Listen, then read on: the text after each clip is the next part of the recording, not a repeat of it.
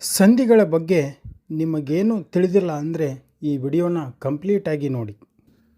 ಸಂಧಿ ಎಂದರೆ ಶಬ್ದಶಃ ಅರ್ಥ ಕೂಡುವುದು, ಸೇರುವುದು ಅಥವಾ ಸಂಯೋಜನೆ ಅಂತ ಅರ್ಥ.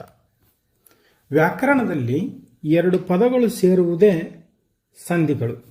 ಅರ್ಥ: ಎರಡು ಅಕ್ಷರಗಳು ಕಾಲ ವಿಳಂಬವಿಲ್ಲದೆ ಸೇರುವುದನ್ನು ಸಂಧಿ ಎನ್ನುವರು. ಪೂರ್ವ ಪದದ ಕೊನೆಯ ಅಕ್ಷರವು ಉತ್ತರ ಪದದ ಮೊದಲ ಅಕ್ಷರದೊಂದಿಗೆ ಕೂಡಿ ಈ ಸಂಧಿ ಕಾರ್ಯಗಳು ನಡೆಯುತ್ತವೆ. ಪೂರ್ವ ಪದ ಅಂದರೆ ಮೊದಲನೆಯ ಪದದ ಕೊನೆಯ ಅಕ್ಷರ, ಉತ್ತರ ಪದ ಅಂದರೆ ಎರಡನೆಯ ಪದದ ಮೊದಲ ಅಕ್ಷರ.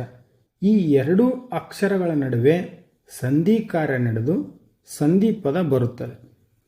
ನೀವು ಯಾವುದೇ ಸಂಧಿಯನ್ನು ತೆಗೆದುಕೊಂಡರೂ ಸಂಧಿ ಕಾರ್ಯ ಅನ್ನುವುದು ಕೇವಲ ಈ ಎರಡು ಅಕ್ಷರಗಳ ನಡುವೆ ಮಾತ್ರ ನಡೆಯುತ್ತದೆ.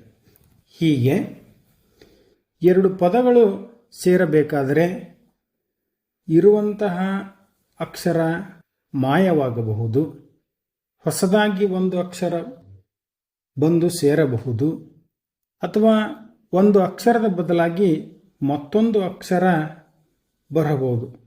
ಇದನ್ನು ನಾವು ಸಂಧಿ ಕಾರ್ಯ ಅಂತ ಕರಿತೀವಿ. ಎರಡು ಪದಗಳು ಸೇರುವಾಗ ಪೂರ್ವ ಪದದ ಕೊನೆಯ ಅಕ್ಷರ ಮತ್ತು ಉತ್ತರ ಪದದ ಮೊದಲನೇ ಅಕ್ಷರ ಎರಡೂ ಸ್ವರವಾಗಿದ್ದರೆ ಅದನ್ನು ನಾವು ಸ್ವರಸಂಧಿ ಅಂತ ಕರಿತೀವಿ. ಎರಡು ಪದಗಳು ಸೇರುವಾಗ ಅಂದರೆ ಪೂರ್ವ ಪದದ ಕೊನೆಯ ಅಕ್ಷರ ಅಥವಾ ಉತ್ತರ ಪದದ ಮೊದಲನೆಯ ಅಕ್ಷರದಲ್ಲಿ ಯಾವುದಾದರೂ ಒಂದು ಅಕ್ಷರ ವ್ಯಂಜನವಾಗಿದ್ದರೆ ಅದನ್ನು ವ್ಯಂಜನ ಸಂಧಿ ಅಂತ ಕರಿತೀವಿ. ಈ ಒಂದು ಚಾರ್ಟನ್ನು ನೋಡಿದರೆ ಸಂಧಿಯನ್ನು ಯಾವ ರೀತಿಯಾಗಿ ವಿಂಗಡಿಸಿದ್ದಾರೆ ಅನ್ನೋದನ್ನು ನೋಡಬಹುದು. ಭಾಷೆಯ ಆಧಾರದ ಮೇಲೆ ಸಂಧಿಯನ್ನು ಎರಡು ವಿಧಗಳಾಗಿ ವಿಂಗಡಿಸಲಾಗಿದೆ: ಕನ್ನಡ ಸಂಧಿ ಮತ್ತು ಸಂಸ್ಕೃತ ಸಂಧಿ. ಅಕ್ಷರದ ಆಧಾರದ ಮೇಲೆ ಇಲ್ಲಿ ಮತ್ತೆ ಎರಡು ಭಾಗಗಳನ್ನು ಮಾಡ್ತೀವಿ. ಲೋಪ ಸಂಧಿ, ಆಗಮ ಸಂಧಿ ಇವು ಕನ್ನಡದ ಸ್ವರ ಸಂಧಿಗಳು. ಆದೇಶ ಸಂಧಿ ಕನ್ನಡದ ವ್ಯಂಜನ ಸಂಧಿ. ಸವರ್ಣ ದೀರ್ಘ ಸಂಧಿ, ಗುಣಸಂಧಿ, ವೃದ್ಧಿ ಸಂಧಿ, ಎನ್ ಸಂಧಿ ಇವುಗಳು ಸಂಸ್ಕೃತದ ಸ್ವರ ಸಂಧಿಗಳು. ಜಸ್ತ್ವ ಸಂಧಿ, ಚುಸ್ತ್ವ ಸಂಧಿ, ಅನುನಾಸಿಕ ಸಂಧಿ, ವಿಸರ್ಗ ಸಂಧಿ ಇವು ಸಂಸ್ಕೃತದ ವ್ಯಂಜನ ಸಂಧಿಗಳು. ಈಗ ನಾವು ಕನ್ನಡ ಸ್ವರಸಂಧಿಗಳನ್ನು ತಿಳಿದುಕೊಳ್ಳೋಣ. ಎರಡು ಕನ್ನಡ ಪದಗಳು ಸೇರುವಾಗ ಪೂರ್ವ ಪದದ ಕೊನೆಯ ಅಕ್ಷರ ಮತ್ತು ಉತ್ತರ ಪದದ ಮೊದಲನೆಯ ಅಕ್ಷರ ಈ ಎರಡೂ ಸ್ವರವಾಗಿದ್ದರೆ ಅದನ್ನು ನಾವು ಕನ್ನಡ ಸ್ವರಸಂಧಿ ಅಂತ ಕರಿತೀವಿ. ಅದರಲ್ಲಿ ಮೊದಲನೆಯದ್ದು ಲೋಪಸಂಧಿ. ಸಂಧಿ ಆಗುವಾಗ ಪೂರ್ವ ಪದದಲ್ಲಿರುವ ಕೊನೆಯ ಅಕ್ಷರವು ಅರ್ಥ ಕೆಡದಂತೆ ಲೋಪವಾಗುವುದು ಅಥವಾ ಮಾಯವಾಗುವುದನ್ನು ನಾವು ಲೋಪಸಂಧಿ ಅಂತ ಕರಿತೀವಿ. ಇಲ್ಲಿ ಲೋಪವಾಗುವ ಅಕ್ಷರಗಳು ಅ, ಉ ಮತ್ತು ಎ. ಉದಾಹರಣೆಯನ್ನು ನೋಡುವುದಾದರೆ ಊರು ಪ್ಲಸ್ ಅಲ್ಲಿ, ಊರಲ್ಲಿ. ಊರು ಅನ್ನುವ ಪೂರ್ವ ಪದದ ಕೊನೆಯ ಅಕ್ಷರ ಉ, ಅಲ್ಲಿ ಎನ್ನುವ ಉತ್ತರ ಪದದ ಮೊದಲನೆಯ ಅಕ್ಷರ ಅ. ಈ ಎರಡೂ ಅಕ್ಷರಗಳ ನಡುವೆ ಸಂಧಿ ಕಾರ್ಯ ನಡೆದು ಉ ಅನ್ನುವ ಸ್ವರ ಲೋಪವಾಗಿದೆ.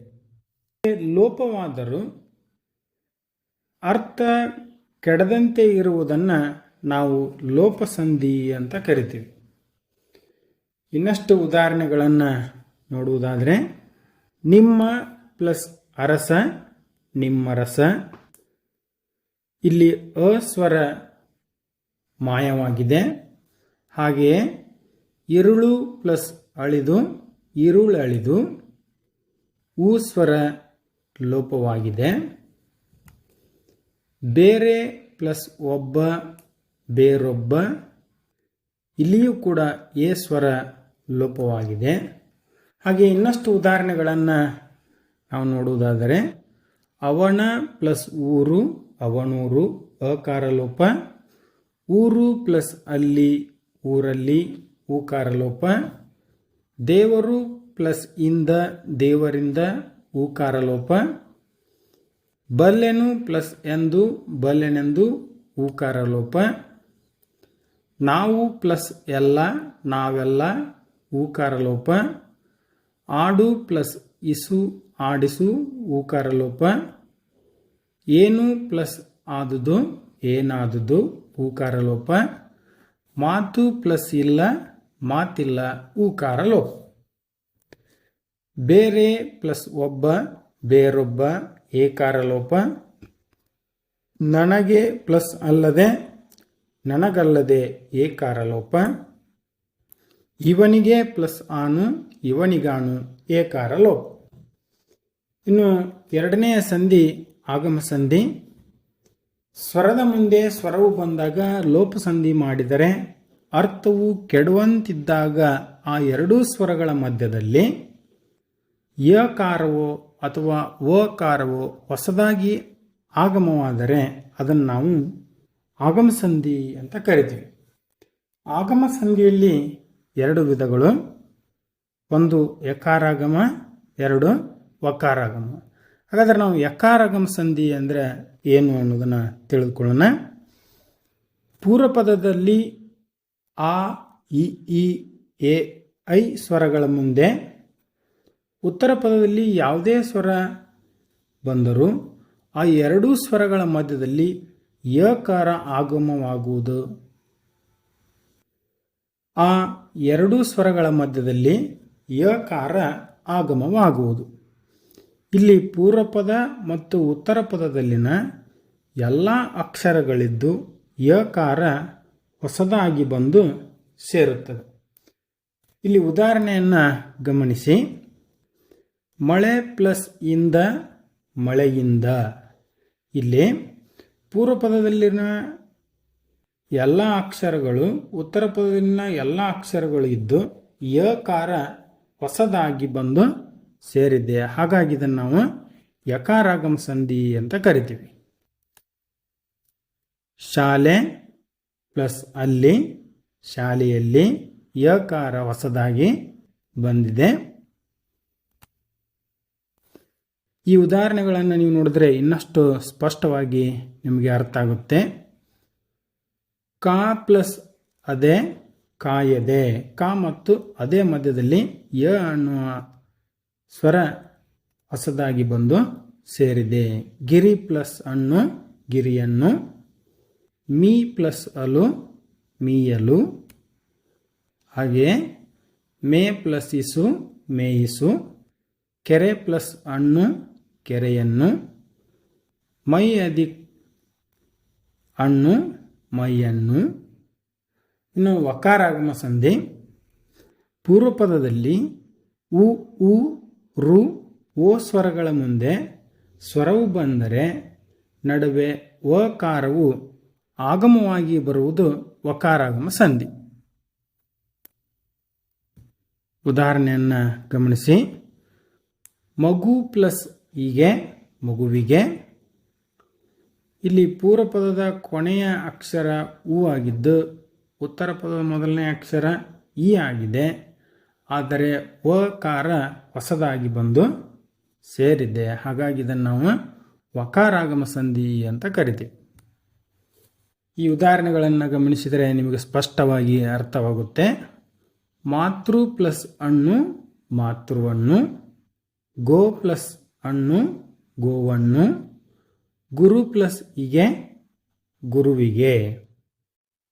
ಇನ್ನು ಕನ್ನಡ ವ್ಯಂಜನ ಸಂಧಿ.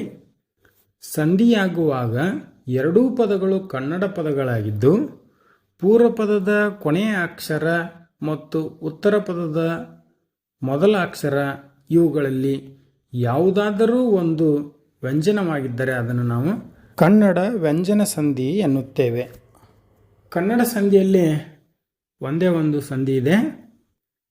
ಕನ್ನಡ ವ್ಯಂಜನ ಸಂಧಿಯಲ್ಲಿ ಒಂದೇ ಒಂದು ಸಂಧಿ ಇದೆ, ಅದು ಆದೇಶ ಸಂಧಿ. ಸಂಧಿಯಾಗುವಾಗ ಒಂದು ಅಕ್ಷರದ ಸ್ಥಾನದಲ್ಲಿ ಬೇರೊಂದು ಅಕ್ಷರ ಬರುವುದೇ ಆದೇಶ ಸಂಧಿ ಎನಿಸುವುದು. ಆದೇಶ ಸಂಧಿಯಲ್ಲಿ 2 ನಿಯಮಗಳಿವೆ.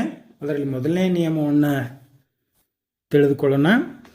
ಉತ್ತರ ಪದದ ಆದಿಯಲ್ಲಿರುವ ಕ ತ ಪ ವ್ಯಂಜನಗಳಿಗೆ ಕ್ರಮವಾಗಿ ಗ ದ ಬ ವ್ಯಂಜನಗಳು ಆದೇಶವಾಗಿ ಬರಬಹುದು. ಆದೇಶವಾಗಿ ಬರುವ ಅಂದರೆ ಒಂದು ಅಕ್ಷರದ ಬದಲಾಗಿ, ಅಂದರೆ ಆ ಅಕ್ಷರ ಎಕ್ಸ್ಚೇಂಜ್ ಆಗಿ ಮತ್ತೊಂದು ಅಕ್ಷರ ಬರುವುದು. ಉದಾಹರಣೆಯನ್ನು ಗಮನಿಸಿ. ಮಳೆ ಪ್ಲಸ್ ಕಾಲ ಮಳೆಗಾಲ. ಇಲ್ಲಿ ಉತ್ತರ ಪದದ ಆದಿಯಲ್ಲಿರುವ ಕ ವ್ಯಂಜನಕ್ಕೆ ಬದಲಾಗಿ ಗ ವ್ಯಂಜನ ಬಂದಿದೆ. ಹಾಗೆಯೇ ಮೈ ಪ್ಲಸ್ ತೋರು ಮೈದೋರು. ತ ವ್ಯಂಜನಕ್ಕೆ ಬದಲಾಗಿ ದ ವ್ಯಂಜನ ಬಂದಿದೆ. ಬೆನ್ ಪ್ಲಸ್ ಪತ್ತು ಬೆಂಬತ್ತು. ಉತ್ತರ ಪದದ ಆದಿಯಲ್ಲಿರುವ ಅಂದರೆ ಮೊದಲಿಗೆ ಇರುವ ಪ ವ್ಯಂಜನಕ್ಕೆ ಬದಲಾಗಿ ಬ ವ್ಯಂಜನ ಬಂದಿದೆ. ಇನ್ನಷ್ಟು ಉದಾಹರಣೆಗಳನ್ನು ಗಮನಿಸಿ. ಮೈ ಪ್ಲಸ್ ತೊಳೆ ಮೈದೊಳೆ. ಮೆರೆ ಪ್ಲಸ್ ತಪ್ಪು ಮೆರೆದಪ್ಪು. ಕಣ್ ಪ್ಲಸ್ ಪಣಿ ಕಂಬಣಿ. ಬೆನ್ ಪ್ಲಸ್ ಪತ್ತು ಬೆಂಬತ್ತು. ಹುಲ್ಲು ಪ್ಲಸ್ ಕಾವಲು ಹುಲ್ಲುಗಾವಲು. ಹಳ ಪ್ಲಸ್ ಕನ್ನಡ ಹಳಗನ್ನಡ.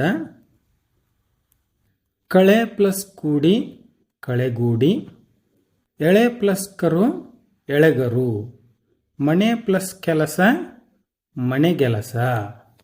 ಇನ್ನು 2ನೇ ನಿಯಮವನ್ನು ನಾವು ನೋಡೋದಾದರೆ ಉತ್ತರ ಪದದ ಆದಿಯಲ್ಲಿರುವ ಪ ಬ ಮ ವ್ಯಂಜನಗಳಿಗೆ ವಕಾರ ಆದೇಶವಾಗಿ ಬರುವುದು. ಆ ಅಕ್ಷರದ ಬದಲಿಗೆ ವಕಾರ ಆದೇಶವಾಗಿ ಬರುತ್ತೆ.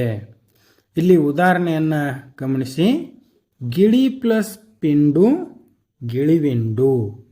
ಇಲ್ಲಿ ಪ ವ್ಯಂಜನಕ್ಕೆ ಬದಲಾಗಿ ವ ವ್ಯಂಜನ ಬಂದಿದೆ.